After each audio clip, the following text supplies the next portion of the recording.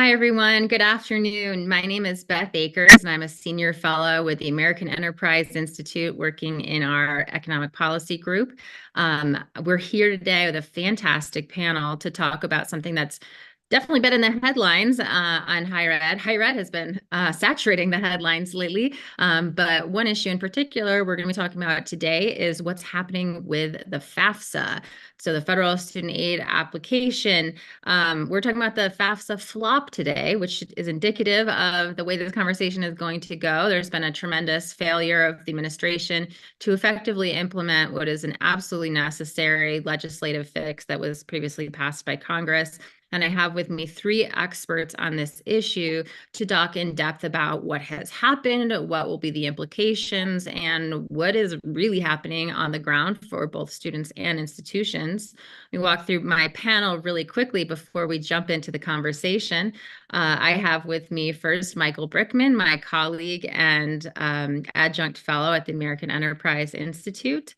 Also have with us Mark Kantrowitz. I think I've told Mark this before, but my first introduction to Mark was when I was working in the Bush administration, racing to learn enough about student financial aid to implement a CASLA, which was emergency legislation passed during the crisis. And I was devouring every word that Mark had published on financial aid so that I could have any sense of what was going on. And Mark continues to be tremendously prolific in, a multitude of different roles over the years. And it's just, it has some encyclopedic type knowledge of these issues. And then lastly, we have Karen McCarthy. Karen is the one to put us all in check because instead of sitting in DC thinking and talking about these things, she's been on the ground working with students and institutions to implement financial aid policy. And then to her career moved back into the policy realm after that on-ground experience. She is now Vice President of Public Policy and Federal Relations at NASFA, the National Association for Student Financial Aid Administrators. So she's able to speak on behalf of that organization today, but also based on her experience on the ground working with students. So we invite you to participate in this conversation with us today. There are a couple ways that you can submit comments or questions, not comments, for our panelists today. The first is to email Caitlin Aversman on our team here at AEI. You can find her email on the page for this event where you clicked through to the live stream. And the other is through Twitter. If you want to engage in a conversation about this amongst yourselves or to engage with a question, we will be monitoring the hashtag FAFSA flop, FAFSA flop, FLOP. Okay, so without further ado, let's dig in here and, get a sense of what's been going on and where do we go from here. So I want to start with you, Michael. I think a lot of people who are tuned in with us today probably have a sense of what this issue is, but I feel like whenever we start with an acronym, we're alienating half of the people who could potentially be interested in this. And so I kind of want you to give us the basics. So, please don't use the word FAFSA. Tell us what we're talking about here. What's the issue? How do we get here? And, what are the feds trying to do right now? And, what's the big picture for somebody who hasn't had the intimate experience in this space like we all have had? Yeah, so without using that word, there's this application that's available online that, and I think there might still even be a paper version where you can fill out a long series of questions, and that determines the extent to which you are eligible for federal financial aid. And of course, that federal aid can either be in the form of grants, money you are just given, like Pell, or it can be in the form of loans, money that theoretically, at least, don't ask the Biden administration about this, but theoretically you're supposed to pay back. And the idea is to be fair about this and make sure that people who have greater need are given additional support to promote access. That's really the goal, access as much as possible. And the challenge has always been that over time, there were more and more questions that Congress added, that the Department of Education added, that were designed to hone in on this question of fairness. And really, just over the years, the whole process became overly burdensome, way out of control. As Karen knows from her organization, financial aid administrators at institutions are sometimes asked to actually verify this information. Are the students telling the truth in the information they put on? And you got to over 100 questions. Lamar Alexander would print out the form and unfurl it at events, and it would go down to the ground. And he would say, look, this is out of control. We need to simplify this. And it was one of his crowning achievements that he actually did that by passing in 2020, I believe, the FAFSA Simplification Act that took that 110 questions down to a nice and manageable 30 or so. And I think there were even some opportunities where you can skip some questions if they don't apply to you, and you can get as few as, I believe, about 18 or 20 questions. And so that really improved the process, was going to make it easier. More people were going to apply because the whole process is easier, and it was just going to be a great thing for everybody. Except there's this whole thing around implementation. You actually have to do this. And while government is pretty good at giving money out, they're very bad at developing web applications, forms, internet security, all these other things that are involved with this. And basically, this was a total disaster. Think on par with, if you remember, when the Obamacare health exchanges rolled out and the site crashed, it didn't work. It's kind of like that, but for federal student aid. Okay, so this is a fix to a longstanding and known problem. But I mean, Michael, help us understand a bit deeper, who's impacted by this? Because we think like, yes, this is a long form and it's annoying to fill out 100 questions when you could fill out, 20 instead or whatever. But what's the real cost? I mean, why is this an important fix? Well, it's important that they simplify it, of course, because if you have to fill out that many questions, you have to go look up information, that you get people who drop out and just say, you know what, forget it. This is too hard. I'm either going to figure out another way to pay for college, which might be more expensive, or they're just going to say, forget it altogether. And so you want to make the process as easy as possible. But as I kind of alluded to, they've done the opposite. Because the system they built, which is supposed to be the simpler version of this, didn't work, there are people getting errors. There are people getting kicked out of the application. They're just getting nonsensical information back. And so what it was supposed to be a good process where some of the information comes in pre-filled from your tax return, which is doubly beneficial because although some people do lie to the IRS, people are generally a little bit more scared of doing that than lying to the Department of Education. And so people who would come in and say, I have 37 dependents, and so you should give me a ton of financial aid. Some of that gets, at least through the filter of the IRS, and there can be an easier process because there's less information for college financial aid administrators. And by the way, this is a thing that doesn't get talked about near enough. It's not just the colleges and universities who use this information, but there are a lot of other, or I'm sorry, it's not just the Department of Education for federal financial aid, but it's also the colleges and universities to determine how much to potentially discount tuition. There are private entities that will follow on with additional support depending on your information that you provided in the FAFSA, or just the fact that you filled out the FAFSA. So because so many people are running into these problems and applications are down by a huge amount, you're going to have fewer people enrolling. You're going to have colleges that might not be able to support themselves financially. You're going to have most of all students who are either unable to pay for college or are going to have to resort to much more expensive means to pay for college. And all of this is just leading to a disaster that's affecting students' future. It's affecting the future of these colleges and universities and really destabilizing the whole system. Yeah, thank you. And we'll get, to Karen in just a minute on some of those, kind of on the ground implementation or the implications of those implementation challenges on the ground. But, in my sense, Michael, too, is that this is particularly a concern because it's precisely the students who need help the most that are probably, facing a barrier with these sorts of applications. So that's really helpful context. Thank you. And let's go a little deeper on something that you started to get into with you, Mark.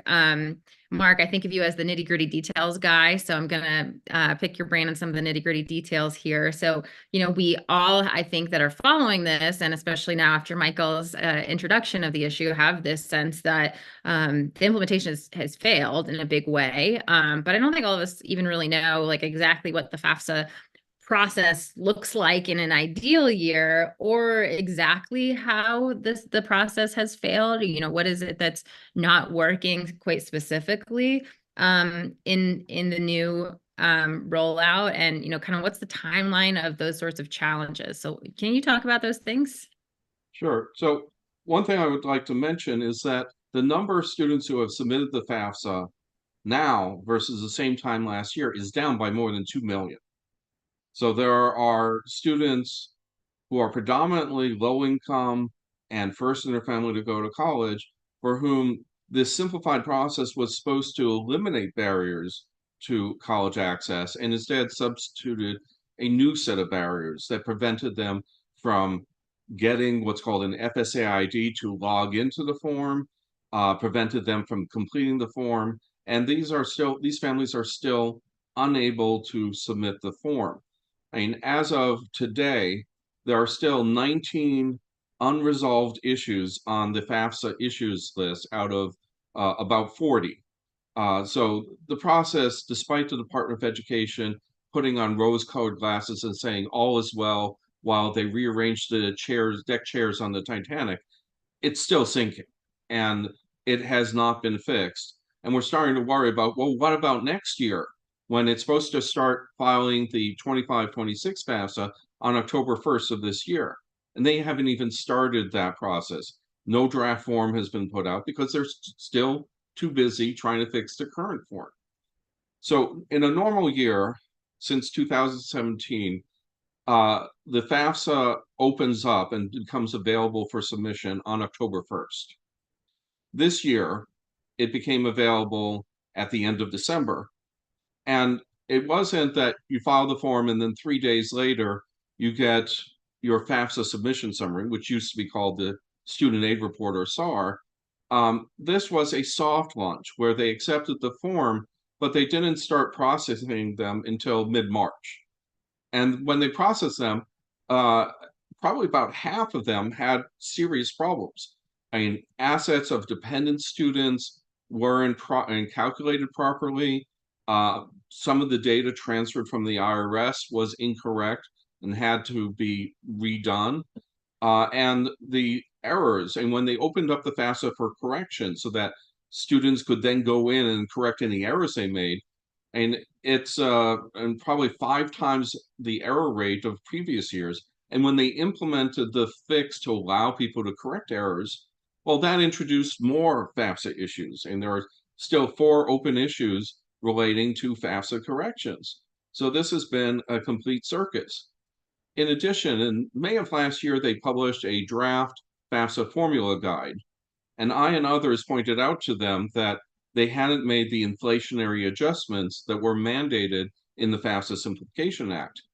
We didn't hear anything from them until December, when they said that they weren't going to make those changes, but instead wait until 25-26 to make those changes. I offered to some people at the department to calculate the new tables and to give them documentation showing that it was accurate. And they told me it's not that simple, which tells me it wasn't implemented in a modular fashion where you just drop in the new numbers. And I then I implemented the new numbers myself in a spreadsheet, and I used that to calculate the difference in financial aid eligibility with and without the inflation adjustments. It was an average of $1,600 less for middle income students and $4,600 less for high income students. And after that, they decided that they were going to implement the inflationary adjustments after all. On January 30th, the day they were supposed to start delivering FAFSA data to the colleges, they announced that they're going to need another 6 weeks in order to implement that. I think that they probably needed that 6 weeks just to implement the FAFSA changes and the fixes that they needed, because they were building the airplane as they were flying it to their destination and crashing it several times along the way. So that's when they said it'll be by mid-March. Well, by in the Department of Education means on March 15, the Ides of March. And that's when, and they didn't have test FAFSA data for the colleges, their ISERs, Institutional Student Information Record, available to the colleges. They had to insist on it.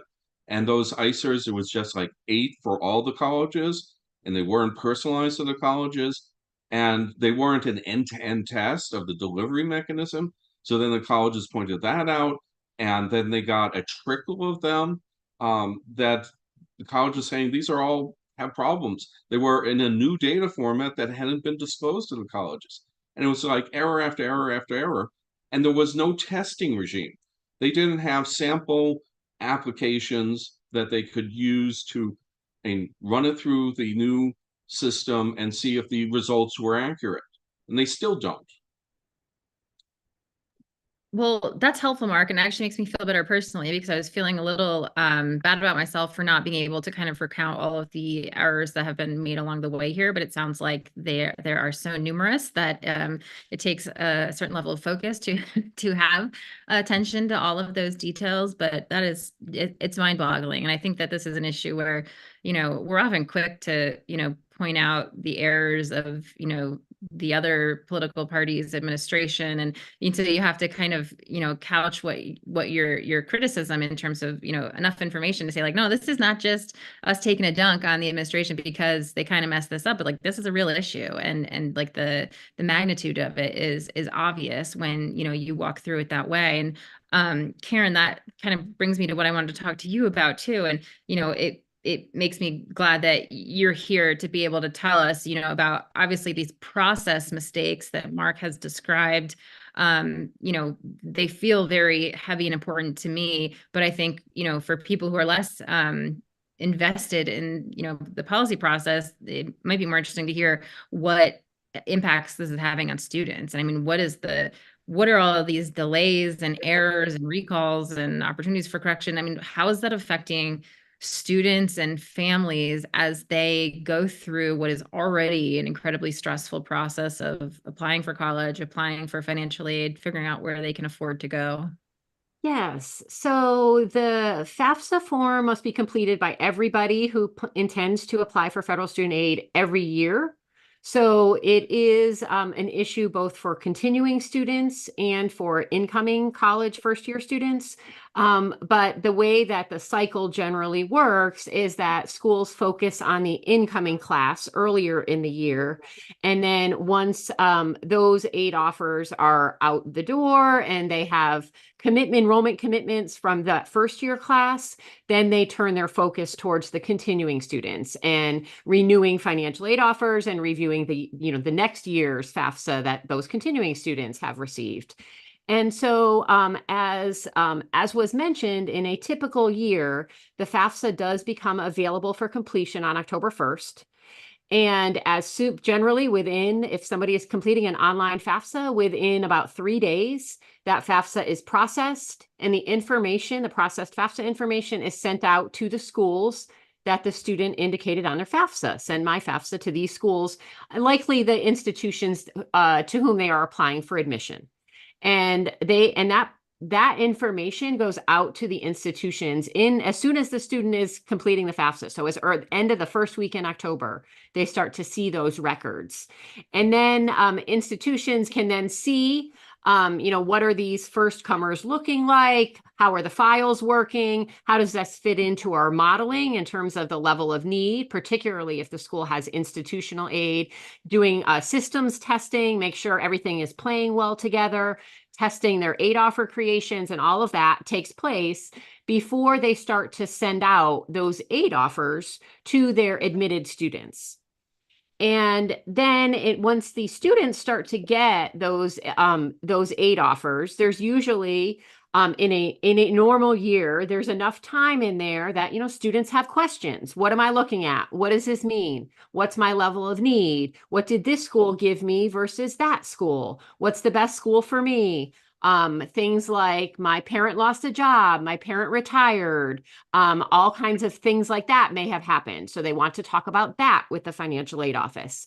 And so I consider that to be a pretty labor intensive period of time. for the aid office as they're talking to students, counseling students, talking about their special circumstances and all of that. And then ultimately, once all of those kind of issues are worked through, then the student has all the information that they need in order to make their enrollment decision, a well-informed, ideally, enrollment decision. They know how much each of these schools will cost. They know what each of these institutions are offering to them. They have their, preferences, desires, more practical things about how much you will have to pay out of pocket. And ultimately, they make their enrollment decision. And we have historically had that National Decision Day of May 1st. Which most four-year institutions will use. Most institutions will use that. Community colleges are a little bit of a later cycle, but that is generally the time when first-year students need to make their enrollment decision. And so what has happened in this year with everything shifting so late, and as Mark mentioned, the FAFSA was not even available to anybody until about December 30th. And then there were a period of weeks where it was open really intermittently. So it wasn't until mid-January when it was open like 24/7 for people to try to complete the form. Institutions didn't start to receive the processed FAFSAs until the middle of March. And so remember, I said in a normal year, they'll start to get those the end of the first week in October. And now they were getting all of them that had kind of been building up into the backlog in mid-March. And so that is really, at that point, that's really the starting point for schools when they start to get those records. And so then at that point, the school's work really starts. And so you can see that now they really have from March until May 1 to do all of that work. And that really, institutions came to the conclusion that that was impossible. And we have seen many institutions postpone that enrollment commitment deadline, that May 1st deadline. A lot of schools have postponed. I think the most common are May 15th and June 1st enrollment commitment deadlines. But you can see now that we're past May 1st and most schools haven't even hit their new enrollment commitment deadlines, just everything is kind of behind schedule. So schools haven't turned to their continuing students at all. And those aid offers will come next. So the institutions are not looking forward to the summer, I will say. It's always a busy year. And this year, they just have so much work that's backed up and in a really compressed time frame. And how I like to describe it is that the starting line was really delayed, but the finish line, which is the start of the typical academic year in late August or September, that hasn't moved. So that school year is still going to start when that school year starts. So we just postpone the starting line for institutions and everybody. Institutions, families have less time to make their enrollment decisions. Continuing students will receive their aid offers probably later than in a normal year. So everybody from the institutions to the students and families will feel that delay as we lead up to the 24-25 year. Yeah, absolutely. So hug a financial aid officer this summer who's probably putting in overtime. Yeah, But so that means that, when we look out, Mark, are you going to say something about hugging financial aid officers? I was going to ask Karen, didn't NASA just come out with a survey about the burnout of financial aid administrators and that half of them are thinking about leaving financial aid? We did. It's not, I would say in summary, it's not a great time to be a financial aid administrator. Yes, we've been thanking them profusely for sticking it out. I feel like, in these times of crisis, which is in our minds kind of similar to going through COVID and school closures and how, virtual, that they were able to kind of come together as a community and help each other out in order to get through the crisis. And I mean, that has been one silver lining, is that it has really made the aid community very tight-knit and willing to help each other out because, as you said, there were a lot of issues, a lot of unknowns. What's happening here? This isn't what I expected. So they've really been helping each other to pull through this.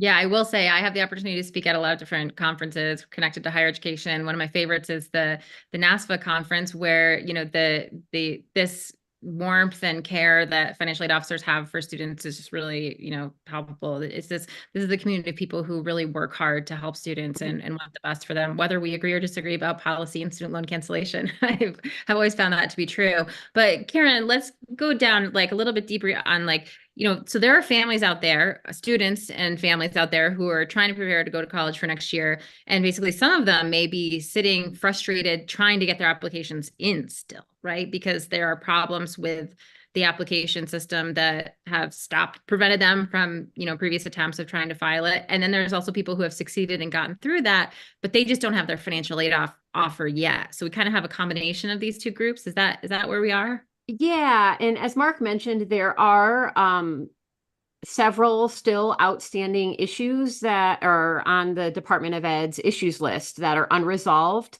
They have been focused on solving the issues for which there is no workaround, and that prevents submission of the FAFSA. So there are some issues on that list that are definitely quite annoying, but there is a way to get it to go through.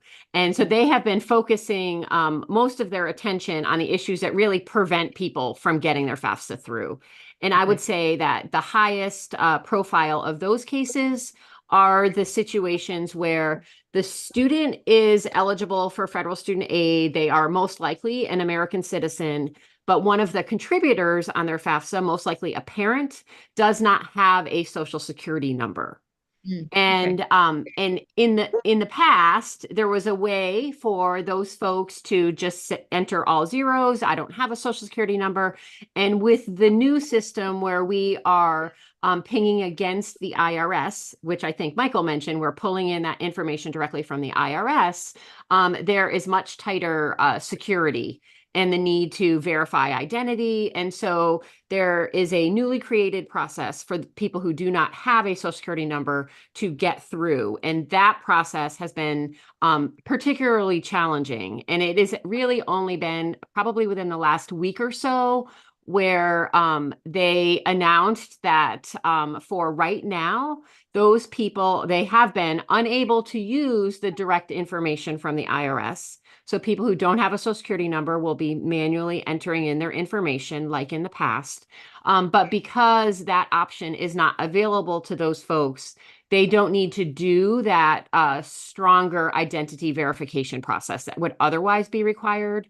So they are kind of allowing a workaround so that people who don't have a social security number will be able to add to their students' FAFSA so the FAFSA can now go through the process. And there are still I have heard that there are still some of those folks who are still experiencing some issues, but it is not quite the major blocker that it was for several months when they first went live, where none of those, we call them mixed status families, none of those people were able to successfully submit an electronic FAFSA. Got it. Gosh, how frustrating. I mean, we live in this moment where our lives are Amazonified, right? And everything is seamless and instantaneous. And to see barriers like this, have such lasting implications for young people is sort of frustrating. And Michael, that kind of brings me back to something I wanted to ask you about in terms of you worked at the Department of Education, and so it's hard to get these sorts of things done on the ground, and the logistics are not nothing. I mean, these are big projects to get implemented. But I'll stop being generous now and say, why was this a flop? I mean, there was a long lead up time the department had to get this off the ground. It was well-crafted legislation. I mean, it seemed like a lot of things were working in their favor. They should have been motivated because this is helping students that the administration would recognize as being particularly vulnerable. It's like, how does this happen? How did this fall apart and not get executed more effectively? Yeah, I mean, I think first is just kind of a practical limitation where when you're asking the federal government to be a technology company, essentially, and build a tool that millions of people are expected to use and have it just work every time, their success rate is extremely low. And so I think this should raise some questions about the extent to which the department should be working with other outside partners and finding ways to not be building these types of technologies in-house. I certainly personally have less expertise with that, but my guess is when we get the after action reports, whatever basic operations are done in every technology company from startups to Amazon probably were all ignored, and they just kind of winged it and did it in the government way, which is slow, inefficient, and doesn't always work too well. And so I think part of it is just it's government doing it, despite the fact that there are really dedicated, really smart people at the Department of Education working on this stuff. It's just not what the government does well. The government collects data really well, it sends out money really well, but all this type of technology expertise is just not something they're going to do efficiently, inexpensively, effectively. So that's part of the problem. But I think it's also they were distracted. Look, you can only do so much. And even though they've got a huge building over at FSA in Northeast DC, let's be honest, Richard Cordery was not brought in to be an administrator and deal with the basic operations of federal student aid. He was brought in to forgive as many loans as possible through the dozen or a couple dozen loan forgiveness programs that the department has been implementing. And I think what's interesting about that is, first of all, he's now on the way out. He's taken the fall for this. I think if it were maybe the prior administration, I'm biased, of course, but I think if Secretary DeVos were in place, the political and media backlash would have been far more harsh, and this might have gotten fixed sooner as a result, because there would have been more media and political attention on it. But the other thing is, it's just a shame that the department was focused on these other things and it's now going to harm students.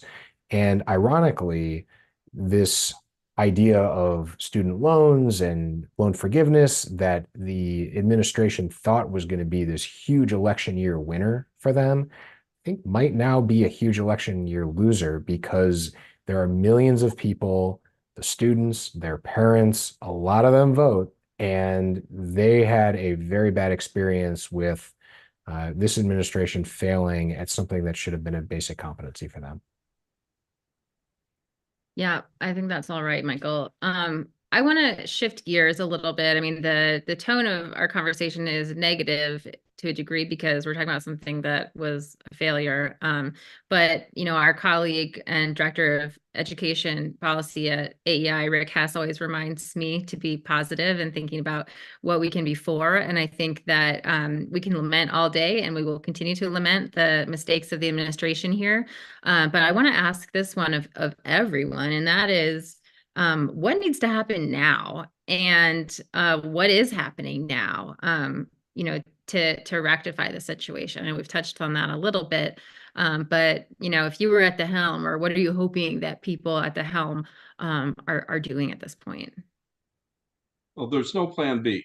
So they can't go back to the old form, because that takes about a year to implement already. So the only thing they can do is push through and get it all done, and maybe bring in some computer science, software engineers to do code reviews and get the contractor to get it done. And then once that's done, we need to work on next year. Now, the good news is that once this is fixed and working properly, it is going to be a really good improvement. I mean, I've had questions from families who were able to get through the form, who are wondering, did they do something wrong? Because it was so much easier than they expected. There were no questions asked of them about income and taxes, because that was all downloaded from the IRS.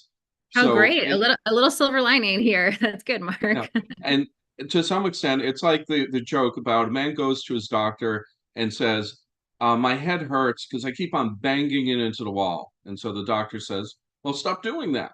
So once this is done, there's going to be such a sigh of relief.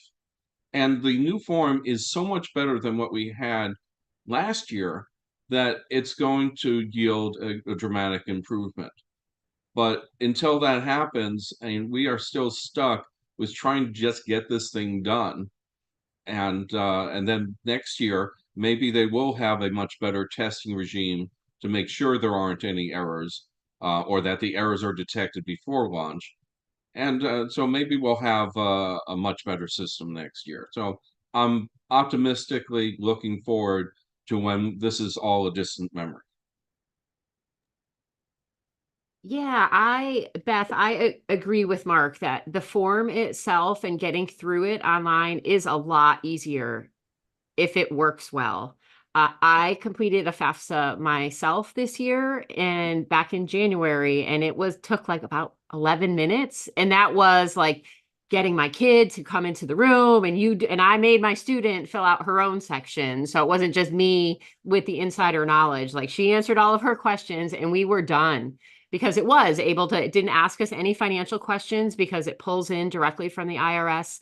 And I have also heard from our school members that they have also gotten the questions where people were calling them and saying, I don't think it worked because it was so fast. And they had, seen some media stories early on that, wasn't working that great for some populations. And they're like, it didn't ask me anything. It was so fast. What went wrong? So I feel like that is, that's one of the biggest disappointments for me during this initial year, is that the promise is so great there, and we will get there. And it's really unfortunate that this year was so disappointing with the rollout, because it didn't have to be this way. Hopefully we could have, in an ideal world, we would have gotten to that better place much earlier on. But I do think that we will get there. Some of the, one of the big pieces for this year's FAFSA that is still not available is that schools cannot correct any information on a student's FAFSA yet.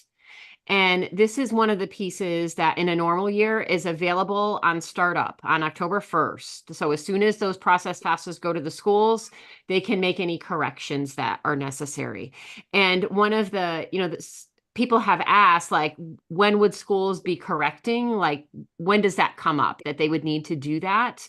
And those are oftentimes situations where students have some kind of special circumstance where the institution is making changes to their FAFSA information based on their conversation with the student.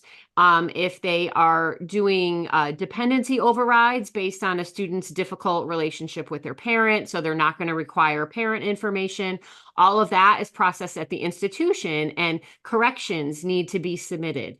And none of those special circumstances can be fully processed right now because schools can't send that through. So that is one of the big pieces that we are focused on right now, that our schools really need to be able to get those corrections to be submitted and things kind of moving on their way.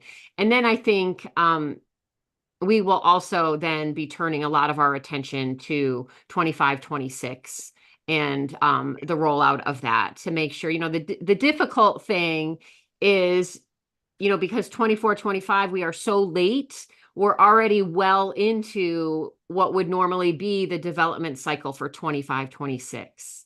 And so some of the, I know that, some of the folks over in federal student aid would ideally love to be able to make lots of improvements for 25-26 based on what happened in this past year. And my fear is that they will not have the time to do some of those things. So similar to what I said, how their focus is on fixing problems that prevent submission, I fear that some of the smaller issues that are troublesome but not like showstoppers might not end up getting resolved for 25-26, just because they now have such a shorter runway to the 25-26 year. Yeah, and the Department of Education said that they're not going to implement the ability to implement adjustments and dependency overrides until July. So that means we're still going to be in this current cycle and dealing with the major issues in July. Now, with regard to starting the next cycle, 2 years ago, the draft FAFSA was posted in February. Last year, because of the complexity of simplifying the FAFSA, it was released in March. It still hasn't been released for 25-26, and we're already in May. So it's going to be a delayed process. My guess is they're not going to have a public comment period. They're just going to do the updates and hope it all works. Yeah, I mean, in terms of Beth's admonition that we be for things and not just against things, I'm going to say that we should be for stopping the bad practices and screwing up. So I'm for no more screw ups and fixing these problems. And I'm with, Bold of you, Michael, really yeah, bold. I know, bold solutions here at AEI, but look, I'm with Karen and Mark that this is going to get fixed eventually. It's not going to be pretty. It might not happen soon, but it eventually this stuff will work itself out, and we will get back to something that looks a little bit more normal. But there then needs to be some accountability. There need to be, and I understand government oversight agencies are already looking into this, but there needs to be some accountability in terms of not just writing reports and saying you screwed up Department of Education, because I think we already know that, but real meaningful political accountability. And I think that starts at the top with Secretary of Education and possibly even above that. And there then needs to be a conversation of how do we make this a better system for everybody where we're treating students, the borrowers, more like customers who are coming to the department. I think there are some elements of that the Department of Education has never fixed since we went to full direct lending, and students are getting from the beginning of the process all the way through repayment a worse outcome and a worse kind of customer service experience than they would be getting in any equivalent private sector setting. And that's not acceptable. The other thing is, okay, we fix all these problems with the FAFSA, everything's back to the way it was, but even better because it's simplified. That place that we're all trying to get to is still a situation where hundreds of billions of dollars go out the door, and there's next to no accountability in terms of are the students actually learning something? Is there are the students repaying? Does that come back on the institution, or is that just offloaded onto the taxpayer? So there's this whole other, the government's struggling to even get the money out the door. But then once they get the money out the door, is it going to its intended purpose of students getting a high quality post-secondary education? And I think often the answer to that question is no. And so we need to have more holistic conversations about what are some common sense bipartisan solutions to make sure that this money is actually being spent on something worthwhile, not just can the federal government do the very basic task of getting the money out the door on time. I'm with you. And it also at the same time seems so daunting to think like we have this big theoretical challenge of measuring quality and holding institutions accountable, and we can't even get this kind of small logistic thing done.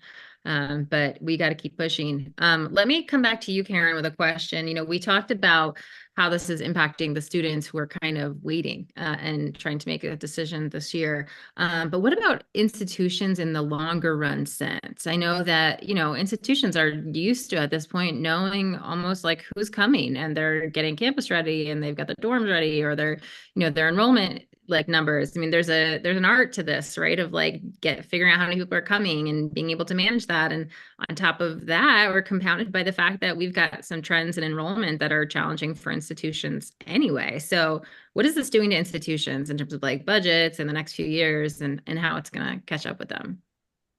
Yeah, on the enrollment side, I mentioned that there have been many institutions that postponed that enrollment commitment deadline.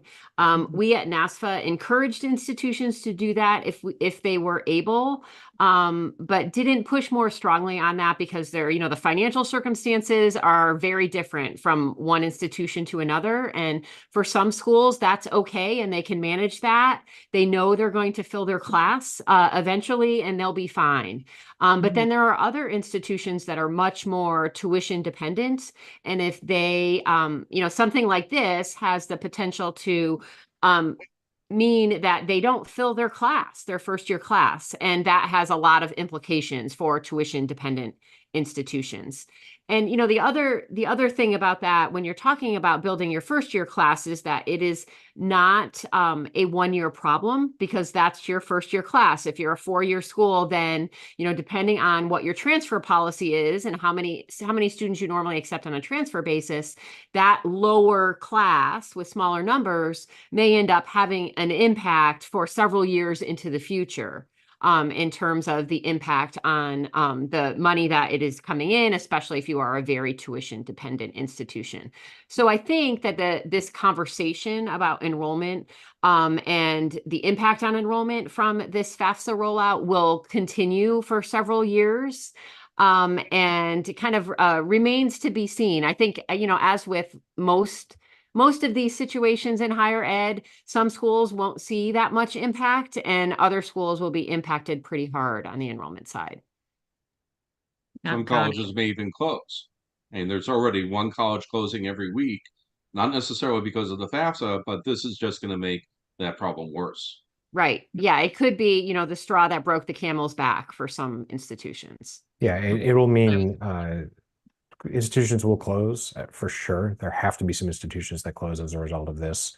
And there will be lots and lots of students who probably never go to college when they would have otherwise.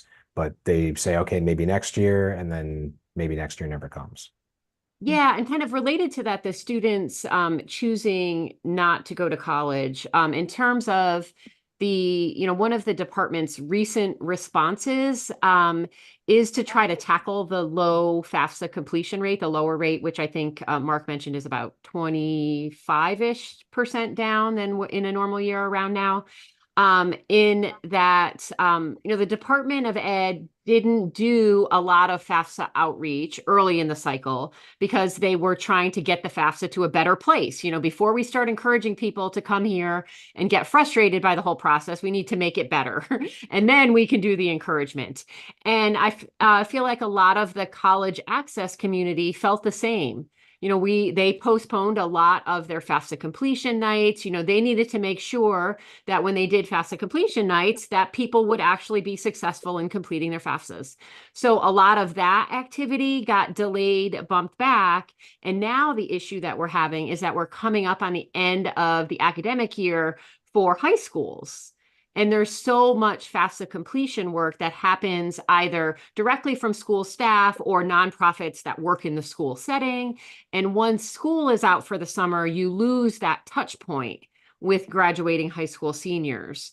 So earlier this week, the department did announce an initiative with funding to assist various entities, state agencies, institutions, nonprofit organizations that already do FAFSA completion work, but don't normally do it during the summer, perhaps, who would be able to ramp up their capacity over the summer term to try to get more people to complete the FAFSAs, and perhaps that may have an impact on the population that you're talking about, Michael, of the people who just never did it because they heard it was really hard, it wasn't working, they got frustrated and said, I'll come back, and they never did, to try to get at those people over the summer, so perhaps they are not lost to college enrollment entirely. Yeah, and I think that's a good point. And you say the straw that broke the camel's back for the institution, but let's be fair, the same is true for students. There are a lot of other factors that are driving college enrollment down right now. Gen Z is smaller, the demographics, that's the big one, but there's campus unrest and anti-Semitism across the country right now. There are questions about the value of degrees that I think are only being underscored by loan forgiveness. There are just more and more focus on trades and apprenticeship and other pathways. And a lot of that is very positive, but the more college enrollment goes down, the more there's the potential for it to go down as that becomes normed. And some of the college for all mentality that had been growing for many years, for better or worse, starts to recede a little bit. And you could see really a strong trend down for a lot of those reasons, but this certainly does not help. Yeah. I'm going to shift gears a little bit now to start sprinkling in some questions from the audience. So if you're following along and have questions for the panelists, remember that you can tweet us at FAFSA to get those questions into my feed here, or you can email Caitlin Aversman, whose email address is linked on the event webpage. So I want to start with one question coming back to this issue of responsibility. Now, and Michael, you talked about accountability for higher ed and kind of like the general sense of like, is higher ed creating value, and like how do we demand that of them? But I think some of the questions we're seeing from the audience are about, who has responsibility for this flop? Is it FSA, contractor, Congress for not, following along more like closely? I mean, where do we put the responsibility for this mistake, which we, as we're discussing, is going to have really lasting implications for a lot of communities? Well, I think there's a lot of blame to go around. The contractor has missed deadlines and had implementation errors. There was inadequate oversight. Even Congress passed the maximum Pell Grant for 24-25 just a few weeks ago, and that entire process was delayed. I know and interact with a lot of the career staff at the U.S. Department of Education, and they are all really very dedicated and highly qualified individuals. And maybe the problem is more with some of the political appointees who don't deal with the day-to-day implementation. And the career staff have been working 12 to 16-hour days to try to get this done, and they're faced with a monumentous task. So reorganizing that aspect of the department or providing penalties for them, that wouldn't be fair, wouldn't be right, and wouldn't do anything different. And there really needs to be a much better structure for how the contractor is overseen and the responsibilities for the contractor. Maybe there should be some penalties against the contractor once this is all done. But it's not clear entirely who is to blame, except for the fact that the senior management at the department does not have industrial operations experience for implementing a large computer project like this. I've implemented bigger projects, and it requires a big team of very skilled and experienced individuals in this area. And it's not clear that they had that. Yeah, I mean, first of all, you're absolutely right about the public servants at the Department of Ed. And again, I think the political leadership just was focused on other things. It was so clear from every press release they've put out and just all their public rhetoric. They're not focused on this. They're focused on loan forgiveness. But you bring up some other good points about just the operational structure. I mean, there were times where I, being in the department, would say, look, this contractor on some other issue is not doing what the taxpayers are paying them to do. We need to hold them accountable. And, I would be nicely pulled aside by some civil servant who would explain to me that, no, that's not how federal contracting works. They're not really held accountable. And that's a major problem overall across every agency, that federal contracting is very broken and very expensive. The taxpayers get terrible value for their dollar.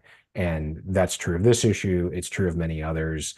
But the taxpayers would be well served if some outside entity could do this and would do a better job than the Department of Education. You look at a lower stakes situation with the college scorecard. The data is great. The website's not that good. It's, you could probably have a freshman undergrad who could build a much better website with that data, but that's just not what the federal government does well. And so I hope this will urge not just, how do we fix the FAFSA in the future, but how do we fix federal procurement? How do we fix this balance between the things the government does well and the things that the government typically does not do well? Yeah, I exist on the right of the political spectrum, the slight right, but my friends to the farther right are often cited as saying, what do we need the Department of Education for anyway? They maybe lack the capacity to do the things that we're asking of them. I mean, is this a win for people who, feel that way and think that, there's literally just not the capacity there? Or is this more of a political failure than it is actually, logistical and capacity failure of the department? Getting rid of the department wouldn't lead to an improvement. You always have to examine the counterfactual. And in this case, the department just needs to have some tweaks to make it better and to improve the oversight of these contracts. Yeah, I won't get into that thorny question, but I will say we do have the counterfactual of uh, private lending. It wasn't that long ago that we had other people lending other than the department. And, it's that was certainly not without its problems, but I think the department has not lived up to its promise in terms of full direct lending. And it certainly has been a horrible value for the taxpayer versus what was promised when that law was first passed. Well, keep in mind that when the government does stuff, it's not having in-house staff doing it. It's having outside contractors. And direct lending has about a dozen servicers, I mean, who are some of the same lenders that were involved in the old FFEL program. So, and it trying to hold up the old guaranteed student loan program as a panacea, it kind of falls flat. No, not a panacea, but the incentives are different, and that makes all the difference in the world. If it's the taxpayers' money versus if it's somebody else, the people are going to respond much differently, and that's where what you've seen is the repayment terms get changed, and now all of a sudden programs that were supposed to be a boon for the federal treasury are now costing trillions of dollars. Well, the We will cost say, was due to the pandemic forgiveness. It wasn't, if you take that out of the equation, the cost of the FFEL program was higher than the direct loan program, but in part because they skinned the loan servicers to the bone. But it still was more expensive. Maybe better customer service, but I mean, the FFEL program was more expensive.